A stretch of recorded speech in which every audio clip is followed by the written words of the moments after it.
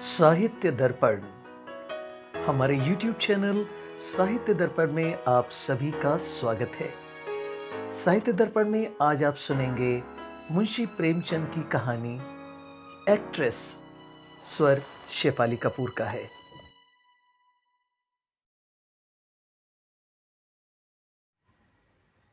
रंगमंच का पर्दा गिर गया। तारा देवी ने शकुंतला का पार्ट खेलकर दर्शकों को मुग्ध कर दिया था। जिस वक्त वो शकुंतला के रूप में राजा दुष्यंत के सम्मुख खड़ी ग्लानि, वेदना और तिरस्कार से उत्तेजित भावों को आग्नेय शब्दों में प्रकट कर रही थी, दर्शक वृंद शिष्टता के नियमों की उपेक्षा करके मंच की ओर उन्मत्तों की भांति दौड़ पड़े थे और तारा देवी का यशोगान करने लगे थे। कितने ही तो स्टेज पर चढ़ गए और तारा देवी के चरणों पर गिर पड़े। सारा स्टेज फूलों से पट गया, आभूषणों की वर्षा होने लगी। यदि उसी क्षण मेनका का विमान नीचे आकर उसे उड़ा न ले जाता तो कदाचित उस धक्कम धक्के में 10-5 आदमियों की जान पर बन जाती। मैनेजर ने तुरंत आकर दर्शकों को गुण ग्राहकता का धन्यवाद दिया और वादा भी किया कि दूसरे दिन फिर वही तमाशा होगा। तब लोगों का मोहनमाद शांत हुआ, मगर एक युवक उस वक्त भी मंच पर खड़ा रहा। लंबे कद का था, तेजस्वी मुद्रा, कुंदन का सा देवताओं का सा स्वरूप, गठी हुई देह, मुख से एक ज्योति सी प्रस्फुटित हो रही थी। कोई राजकुमार मालूम होता था। जब सारे दर्शकगण बाहर निकल गए, उसने मैनेजर से पूछा, क्या तारा देवी से एक क्षण के लिए मिल सकता हूँ? मैनेजर ने उपेक्षा के भाव से कहा, नहीं नहीं, हमारे यहाँ ऐसा नियम नहीं है। युवक ने फिर पूछा, क्या आप मेरा कोई पत्र उसके पास भेज सकते हैं? मैनेजर ने उसी उपेक्षा के भाव से कहा, जी नहीं, क्षमा कीजिएगा, ये हमारे नियमों के विरुद्ध है। युवक ने और कुछ न कहा, निराश होकर स्टेज के नीचे उतर पड़ा और बाहर जाना ही चाहता था कि मैनेजर ने पूछा, ज़रा ठहर जाइए, आपका कार्ड? युवक ने जेब से कागज़ का एक टुकड़ा निकालकर कुछ लिखा और मैनेजर को दे दिया। मैनेजर ने पुर्जे को उड़ती हुई निगाह से देखा। कुंवर निर्मलकांत चौधरी, OBE। मैनेजर की कठोर मुद्रा कोमल हो गई। कुंवर निर्मलकांत, शहर के सबसे बड़े रईस और ताल्लुकेदार, साहित्य के उज्ज्वल रत्न, संगीत के सिद्ध हस्त आचार्य, उच्च कोटि के विद्वान, 8-10 लाख सालाना के नफेदार, जिनके दान से देश की कितनी ही संस्थाएं चलती थीं, इस समय एक क्षुद्र प्राणी के रूप में खड़े थे। मैनेजर अपने उपेक्षा भाव पर लज्जित हो गया। विनम्र शब्दों में बोला, क्षमा कीजिएगा, मुझसे बड़ा अपराध हुआ। मैं अभी तारा देवी के पास हुजूर का कार्ड लिए जाता हूँ। कुंवर साहब ने उससे रुकने का इशारा करके कहा, नहीं, अब रहने ही दीजिए, मैं कल 5 बजे आऊँगा। इस वक्त तारा देवी को कष्ट होगा, ये उनके विश्राम का समय है। मैनेजर ने जवाब दिया, मुझे विश्वास है कि वो आपकी खातिर इतना कष्ट सहर्ष सह लेंगी। मैं 1 मिनट में आता हूँ। किंतु कुंवर साहब अपना परिचय देने के बाद अपनी आतुरता पर संयम का पर्दा डालने के लिए विवश थे। मैनेजर को सज्जनता का धन्यवाद दिया और कल आने का वादा करके चले गए।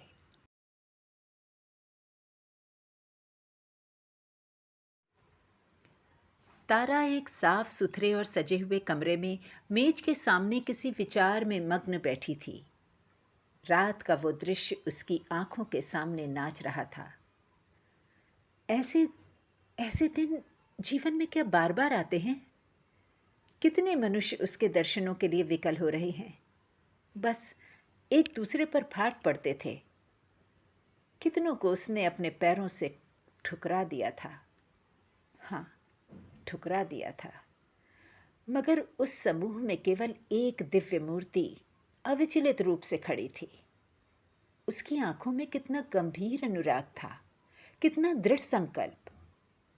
ऐसा जान पड़ता था मानो दोनों नेत्र उसके हृदय में चुभे जा रहे हों। आज फिर उस पुरुष के दर्शन होंगे या नहीं, कौन जानता है। लेकिन यदि आज उनके दर्शन हुए तो तारा उनसे एक बार बातचीत किए बिना न जाने देगी। ये सोचते हुए उसने आईने की ओर देखा। कमल का फूल सा खिला था। कौन कह सकता था कि वो नवविकसित पुष्प 33 बसंतों की बहार देख चुका है। वो कांति, वो कोमलता, वो चपलता, वो माधुर्य किसी नवयौवना को लज्जित कर सकता था। तारा एक बार फिर हृदय में प्रेम दीपक जला बैठी। आज से 20 साल पहले एक बार उसको प्रेम का कटु अनुभव हुआ था।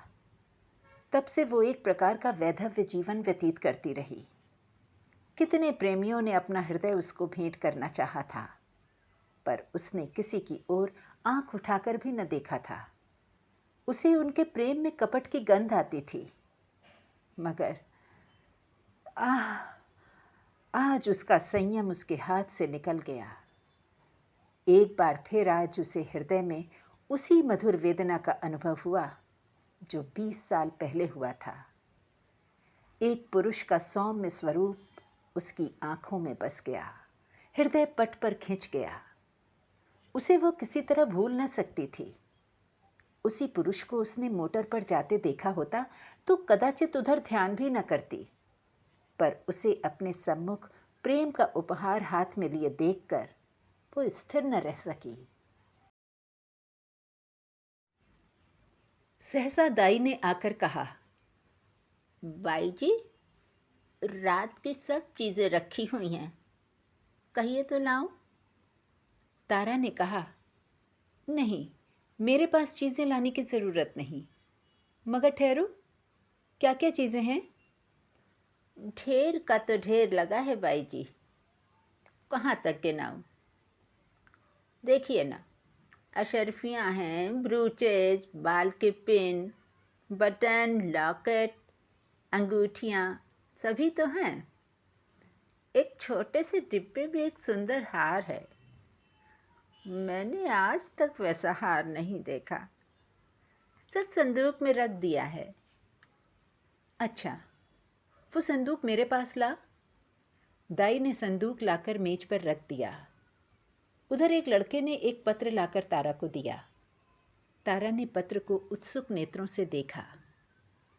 कुंवर निर्मल कांत, OBE। लड़के से पूछा, ये पत्र किसने दिया?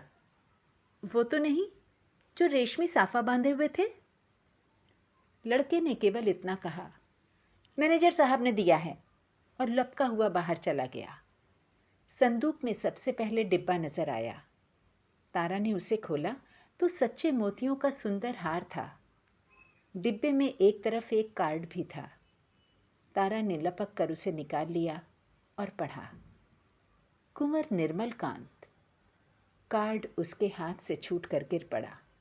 वो झपट कर कुर्सी से उठी और बड़े वेग से कई कमरों और बरामदों को पार करती मैनेजर के सामने आकर खड़ी हो गई। मैनेजर ने खड़े होकर उसका स्वागत किया और बोला, मैं रात की सफलता पर आपको बधाई देता हूँ। तारा ने खड़े खड़े पूछा, कुंवर निर्मलकांत क्या बाहर हैं? लड़का पत्र देकर भाग गया। मैं उससे कुछ पूछ न सकी। कुंवर साहब का रुक्का तो रात ही तुम्हारे चले आने के बाद मिला था, तो आपने उसी वक्त मेरे पास क्यों न भेज दिया? मैनेजर ने दबी जबान से कहा, मैंने समझा तुम आराम कर रही होगी, कष्ट देना उचित न समझा। और भाई देखो, साफ बात यह है कि मैं डर रहा था कहीं कुंवर साहब को तुमसे मिलाकर तुम्हें खो न बैठूं। अगर मैं औरत होता तो उसी वक्त उनके पीछे हो लेता। ऐसा देवरूप पुरुष मैंने आज तक नहीं देखा। आहा, वही जो रेशमी साफा बांधा खड़े थे तुम्हारे सामने, तुमने भी तो देखा था। तारा ने मानो अर्ध निद्रा की दशा में कहा, हाँ देखा तो था। क्या ये फिर आएंगे? हाँ, आज 5 बजे शाम को। बड़े विद्वान आदमी हैं और इस शहर के सबसे बड़े रईस। आज मैं रिहर्सल में न आऊँगी। कुंवर साहब आ रहे होंगे। तारा आईने के सामने बैठी है और दाई उसका श्रृंगार कर रही है। श्रृंगार भी इस ज़माने में एक विद्या है। पहले परिपाटी के अनुसार ही श्रृंगार किया जाता था। कवियों, चित्रकारों और रसिकों ने श्रृंगार की मर्यादा सी बांध दी थी। आँखों के लिए काजल ज़रूरी था, हाथों के लिए मेहंदी, पाँव के लिए महावर। एक एक अंग, एक एक आभूषण के लिए निर्दिष्ट था। आज वो परिपाटी नहीं रही। आज प्रत्येक रमणी अपनी सुरुचि, सुबुद्धि और तुलनात्मक भाव से श्रृंगार करती है। उसका सौंदर्य किस उपाय से आकर्षकता की सीमा पर पहुंच सकता है, यही उसका आदर्श होता है। तारा इस कला में निपुण थी। वो 15 साल से इस कंपनी में थी और यह समस्त जीवन उसने पुरुषों के हृदय से खेलने में ही व्यतीत किया था। किस चितवन से, किस मुस्कान से, किस अंगड़ाई से, किस तरह केशों के बिखेर देने से दिलों का कत्ले आम हो जाता है, इस कला में कौन उससे बढ़कर हो सकता था। आज उसने चुन चुन कर आजमाए हुए तीर तरकस से निकाले और जब अपने अस्त्रों से सचकर वो दीवान खाने में आई तो जान पड़ा मानो संसार का सारा माधुर्य उसकी बलाएं ले रहा है। वो मेज के पास खड़ी होकर कुंवर साहब का कार्ड देख रही थी। उसके कान मोटर की आवाज़ की ओर लगे हुए थे। वो चाहती थी कि कुंवर साहब इसी वक्त आ जाएं और उसे इसी अंदाज से खड़े देखें। इसी अंदाज से वो उसके अंग प्रत्यंगों की पूर्ण छवि देख सकते थे। उसने अपनी श्रृंगार कला से काल पर विजय पा ली थी।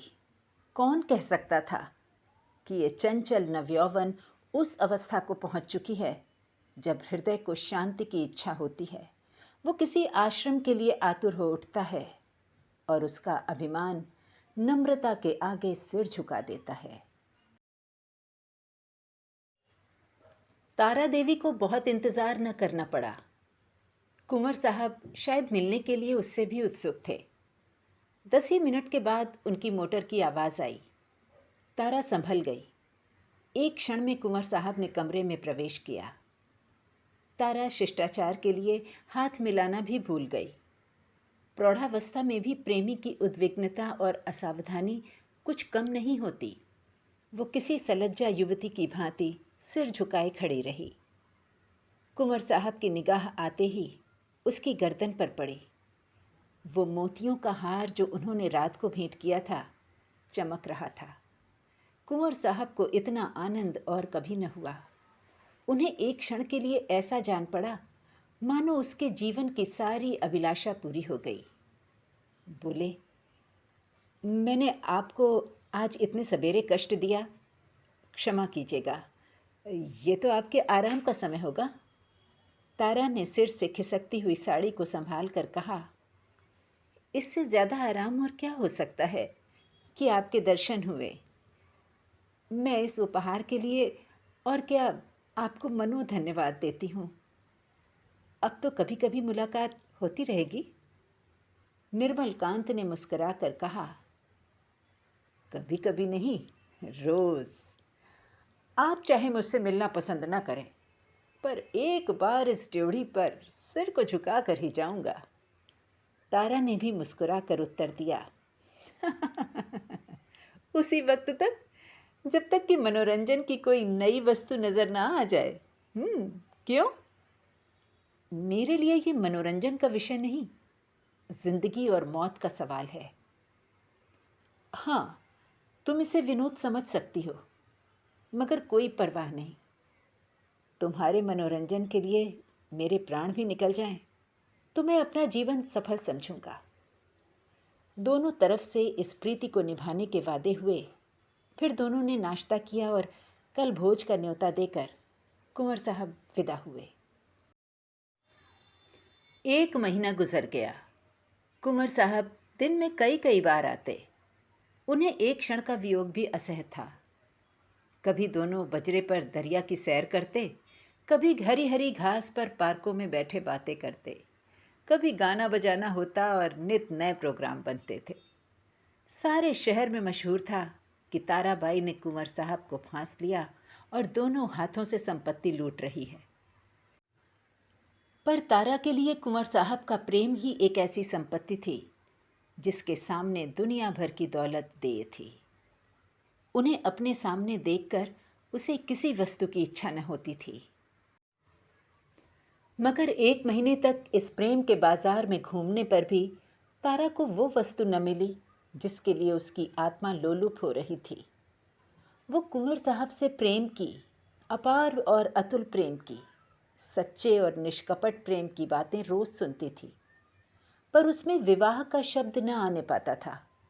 मानो प्यासे को बाजार में पानी छोड़कर और सब कुछ मिलता हो। ऐसे प्यासे को पानी के सिवा और किस चीज़ से तृप्ति हो सकती है? प्यास बुझाने के बाद संभव है और चीज़ों की तरफ उसकी रुचि हो, पर प्यासे के लिए तो पानी सबसे मूल्यवान पदार्थ है। वो जानती थी कि कुंवर साहब उसके इशारे पर प्राण तक दे देंगे, लेकिन विवाह की बात क्यों उनकी ज़बान से नहीं मिलती? क्या इस विषय का कोई पत्र लिखकर अपना आशय कह देना संभव था? फिर क्या वो उसको केवल विनोद की वस्तु बनाकर रखना चाहते हैं?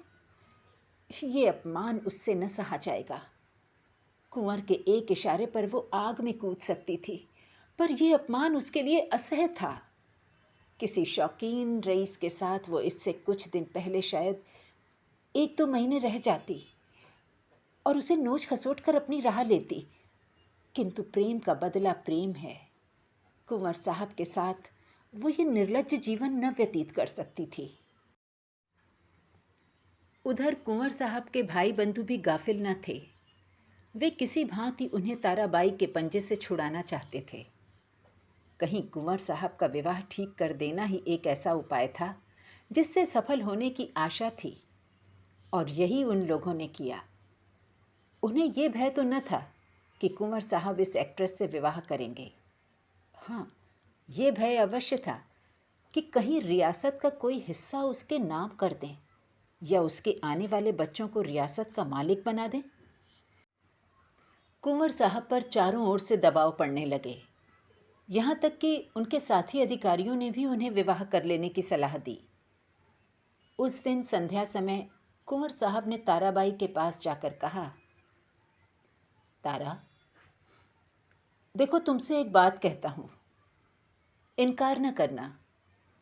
तारा का हृदय उछलने लगा। बोली, कहिए, क्या बात है? ऐसी कौन सी वस्तु है जिसे आपकी भेंट करके मैं अपने को धन्य समझूं? बात मुंह से निकलने की देर थी। तारा ने स्वीकार कर लिया और हर्षोन्माद की दशा में रोती हुई कुंवर साहब के पैरों पर गिर पड़ी। एक क्षण के बाद तारा ने कहा, मैं तो निराश हो चली थी। आपने बड़ी लंबी परीक्षा ली। कुंवर साहब ने जबान दांतों तले दबाई, मानो कोई अनुचित बात सुन ली हो। ये बात नहीं है तारा। अगर मुझे विश्वास होता कि तुम मेरी याचना स्वीकार कर लोगी तो कदाचित पहले ही दिन मैंने भिक्षा के लिए हाथ फैलाया होता, पर मैं अपने को तुम्हारे योग्य नहीं पाता था। तुम सद्गुणों की खान हो और मैं जो कुछ हूँ वो तुम जानती ही हो। मैंने निश्चय कर लिया था कि उम्र भर तुम्हारी उपासना करता रहूँगा। शायद कभी प्रसन्न होकर तुम मुझे बिना मांगे ही वरदान दे दो। बस यही मेरी अभिलाषा थी। मुझ में अगर कोई गुण है तो यही कि मैं तुमसे प्रेम करता हूँ। जब तुम साहित्य या संगीत या धर्म पर अपने विचार प्रकट करने लगती हो तो मैं दंग रह जाता हूँ और अपनी क्षुद्रता पर लज्जित हो जाता हूँ। तुम मेरे लिए सांसारिक नहीं, स्वर्गीय हो। मुझे आश्चर्य यही है कि इस समय मैं मारे खुशी के पागल क्यों नहीं हो जाता। कुंवर साहब देर तक अपने दिल की बातें कहते रहे। उनकी वाणी कभी इतनी प्रगल्भ न हुई थी। तारा सिर झुकाए सुन रही थी। पर आनंद की जगह उसके मुख पर एक प्रकार का क्षोभ लज्जा से मिला हुआ अंकित हो रहा था। ये पुरुष इतना सरल हृदय, इतना निष्कपट है, इतना विनीत, इतना उदार। सहसा कुंवर साहब ने पूछा, तो मेरे भाग्य किस किस दिन उदय होंगे तारा? दया करके बहुत दिनों के लिए न टालना। तारा ने कुंवर साहब की सरलता से परास्त होकर चिंतित स्वर में कहा, कानून का क्या कीजिएगा? कुंवर साहब ने तत्परता से उत्तर दिया, इस विषय में तुम निश्चिंत रहो तारा, मैंने वकीलों से पूछ लिया है। एक कानून ऐसा है जिसके अनुसार हम और तुम एक प्रेम सूत्र में बंध सकते हैं। उसे सिविल मैरिज कहते हैं। बस आज ही के दिन वो शुभ मुहूर्त आएगा। क्यों? तारा सिर झुकाए रही, बोल न सकी। मैं प्रातःकाल आऊँगा, तैयार रहना। तारा सिर झुकाए रही, मुंह से एक शब्द न निकला। कुंवर साहब चले गए, पर तारा वहीं मूर्ति की भांति बैठी रही।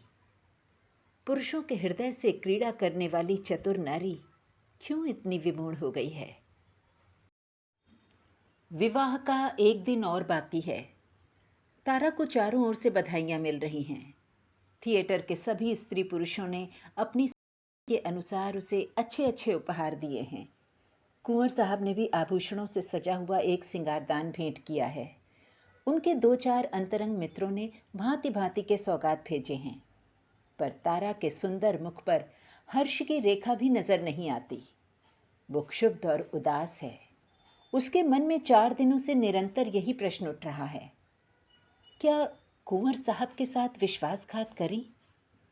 जिस प्रेम के देवता ने उसके लिए अपने कुल मर्यादा को तिलांजलि दे दी, अपने बंधुजनों से नाता तोड़ा, जिसका हृदय हिमकण के समान निष्कलंक है, पर्वत के समान विशाल, उसी से कपट करे? नहीं नहीं नहीं, वो इतनी नीचता नहीं कर सकती।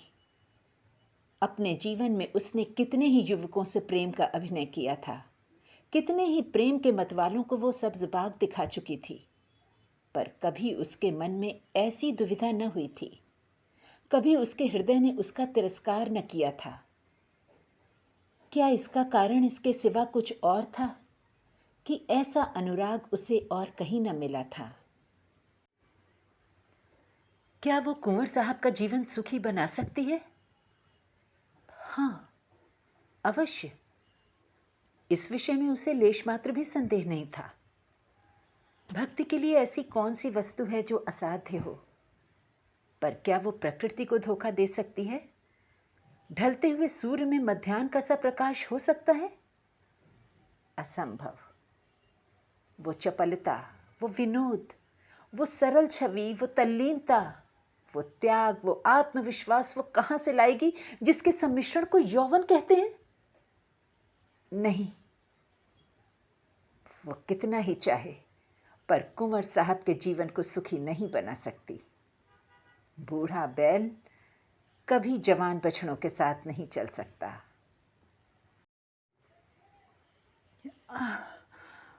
उसने ये नौबत ही क्यों आने दी? उसने क्यों कृत्रिम साधनों से, बनावटी सिंगार से कुंवर को धोखे में डाला? अब इतना सब कुछ हो जाने पर वो किस मुंह से कहेगी कि मैं रंगी हुई गुड़िया हूं? जवानी मुझसे कब की विदा हो चुकी, अब केवल उसका पदचिन्ह रह गया है।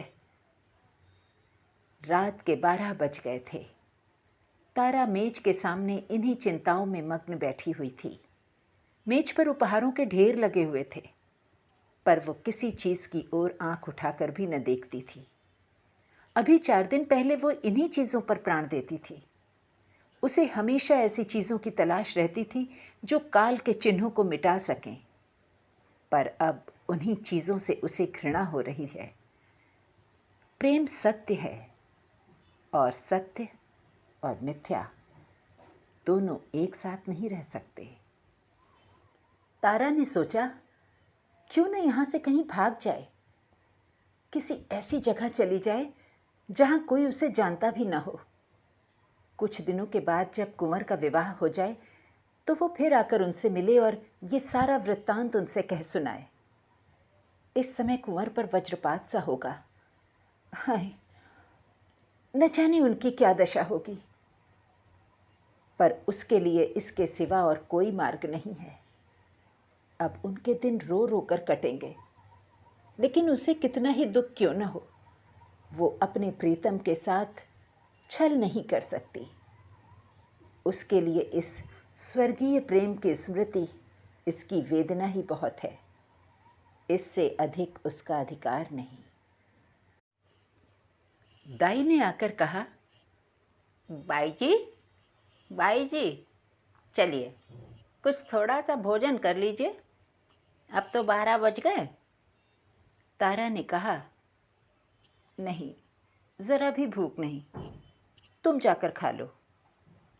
दाई बोली, देखिए, मुझे भूल न जाइएगा, मैं भी आपके साथ चलूँगी। तारा ने कहा, अच्छे अच्छे कपड़े बनवा रखे हैं ना? दाई तुरंत बोली, अरे बाई जी, मुझे अच्छे कपड़े लेकर क्या करना है, आप अपना कोई उतारा दे दीजिएगा। दाई चली गई। तारा ने घड़ी की ओर देखा। सचमुच 12 बज गए थे। केवल 6 घंटे और हैं। प्रातःकाल कुंवर साहब उसे विवाह मंदिर में ले जाने के लिए आ जाएंगे। हाय हाय भगवान, जिस पदार्थ से तुमने इतने दिनों तक उसे वंचित रखा, वो आज क्यों सामने लाए? ये भी तुम्हारी क्रीड़ा है। तारा ने एक सफ़ेद साड़ी पहन ली, सारे आभूषण उतार कर रख दिए। गर्म पानी मौजूद था। साबुन और पानी से मुंह धोया और आईने के सम्मुख जाकर खड़ी हो गई। कहाँ थी वो छवि, वो ज्योति जो आंखों को लुभा लेती थी? रूप वही था, पर कांति कहाँ? अब भी वो यौवन का स्वांग भर सकती है? तारा को अब वहाँ एक क्षण भी और रहना कठिन हो गया। मेज पर फैले हुए आभूषण और विलास की सामग्रियां मानो उसे काटने लगी। ये कृत्रिम जीवन असह्य हो उठा। खस की टट्टियों और बिजली के पंखों से सजा हुआ शीतल भवन उसे भट्टी के समान तपाने लगा। उसने सोचा, कहाँ भाग कर जाऊं? रेल से भागती हूं तो भागने न पाऊंगी। सवेरे ही कुंवर साहब के आदमी छूटेंगे और चारों तरफ मेरी तलाश होने लगेगी। वो ऐसे रास्ते से जाएगी जिधर किसी का ख्याल भी न जाए। तारा का हृदय इस समय गर्व से छलका पड़ता था। वो दुखी न थी, निराश न थी। फिर कुंवर साहब से मिलेगी, किंतु वो निस्वार्थ संयोग होगा।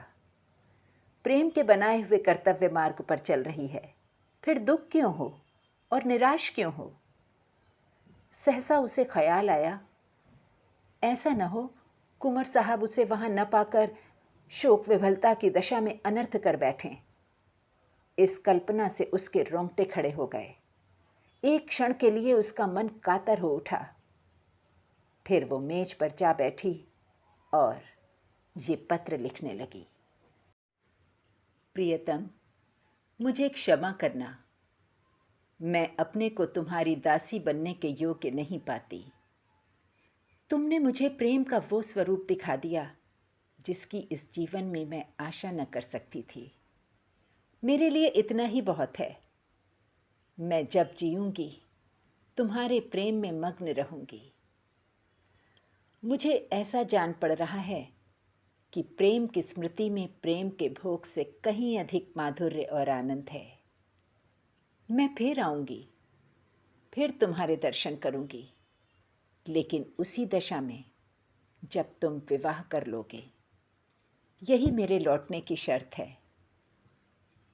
मेरे प्राणों के प्राण, मुझसे नाराज न होना। ये आभूषण जो तुमने मेरे लिए भेजे थे, अपनी ओर से नववधू के लिए छोड़े जाती हूँ। केवल वो मोतियों का हार जो तुम्हारे प्रेम का पहला उपहार है, अपने साथ लिए जाती हूँ। तुमसे हाथ जोड़कर कहती हूँ, मेरी तलाश न करना। मैं तुम्हारी हूँ और सदा तुम्हारी रहूँगी। तुम्हारी तारा। ये पत्र लिखकर तारा ने मेज पर रख दिया, मोतियों का हार गले में डाला और बाहर निकल आई। थिएटर हॉल से संगीत की ध्वनि आ रही थी। एक क्षण के लिए उसके पैर बंध गए।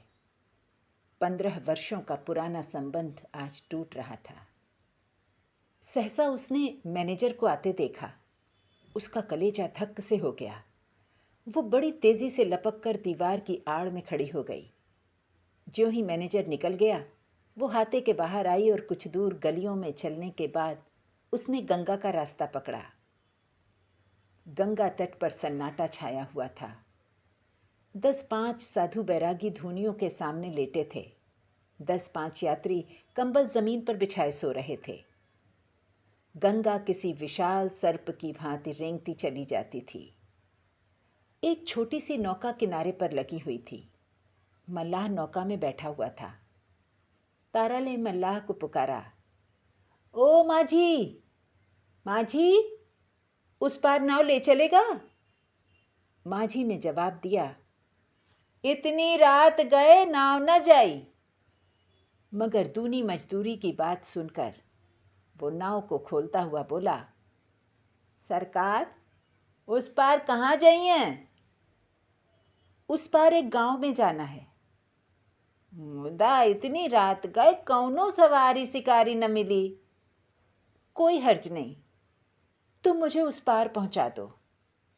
माझी ने नाव खोल दी। तारा उस पर जा बैठी और नौका मंद गति से चलने लगी, मानो जीव स्वप्न साम्राज्य में विचर रहा हो।